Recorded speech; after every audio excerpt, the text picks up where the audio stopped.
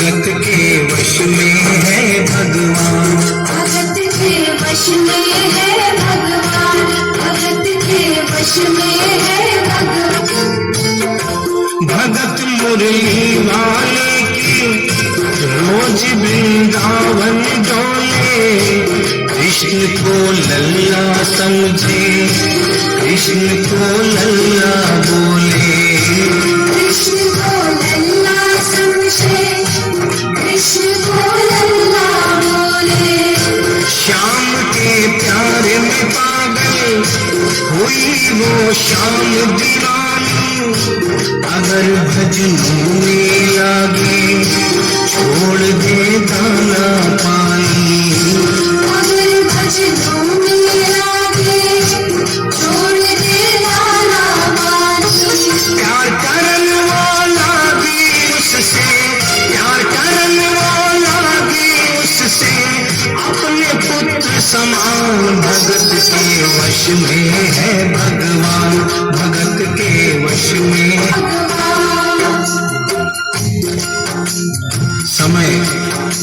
समय अपनी गति से चलता रहता है। थोड़े दिनों के बाद घर में जन्माष्टमी का त्योहार आया।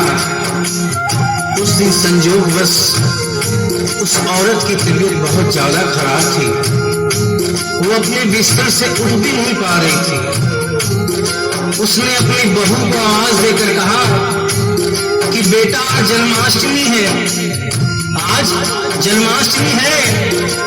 आज मेरे कन्हैया को नहला धुलाकर, उसे चंदन का लेप लगाकर, उसे सुंदर वस्त्र पहनाकर पालने में बिठा दो। बहू जो कि एक जरूरी काम कर रही थी कंप्यूटर पे, उसने कहा कि माँ अभी थोड़ा वक्त लगेगा, अभी मैं एक बहुत जरूरी काम कर रही हूँ। जब 2-3 घंटे के बाद ये काम खत्म हो जाएगा तब तेरा जो काम है वो होगा। उस औरत ने कहा कि भाई मेरे घर में हमेशा से सबसे पहला काम मेरे कन्हैया का, मेरे लल्ला का होता हुआ आया है, और आज भी सबसे पहला काम मेरे कन्हैया का होगा। ये काम करने के बाद तुम और कोई भी काम करो, मैं तुम्हें मना नहीं करूंगी। बहू को थोड़ा गुस्सा आ गया। उसने गुस्से में आकर, झुंझलाकर झटके से कन्हैया की मूर्ति को उठाया। मूर्ति हाथ से गिर गई, और जो भी मूर्ति हाथ से गिरी, उस औरत के दिल से आवाज आई, वो लल्ला लल्ला पुकारे, हाय क्या जुल्म हुआ रे, बुढ़ापा बिगड़ गया जी, लाल मेरा कैसे गिरा रे, बुढ़ापा बिगड़ गया जी, लाल मेरा कैसे गिरा रे। और अपने बेटे को बुलाती है और कहती है क्या, जाओ डॉक्टर को लाओ, लाल का हाल दिखाओ, अगर इसको कुछ हो गया मुझे भी मार गिराओ, अगर इसको कुछ हो गया मुझे भी मार गिराओ। रोते रोते पागल हो गई, रोते रोते पागल हो गई, घर वाले परेशान, भगत के वश में है भगवान, भगत के वश में है भगवान, भगत के वश में है भगवान, भगत के वश में है भगवान।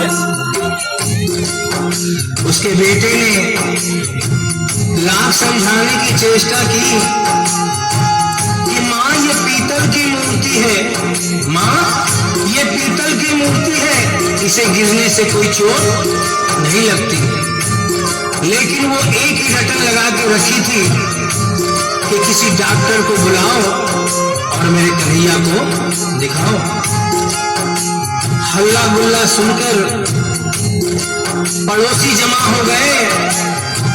पड़ोसियों ने पूछा, भाई क्या बात है?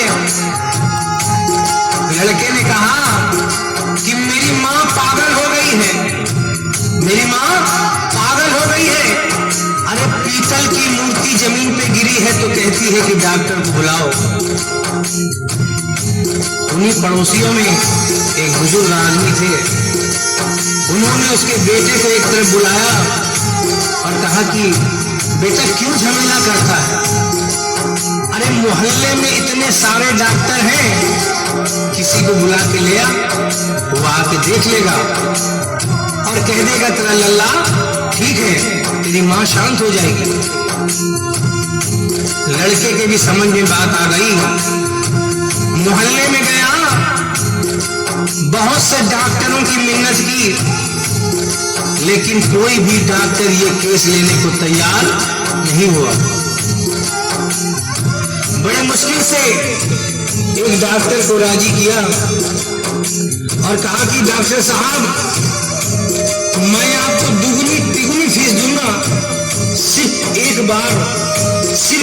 बार मेरे घर चलो और मेरी माँ से सिर्फ इतना कह देना कि तेरा लल्ला ठीक है।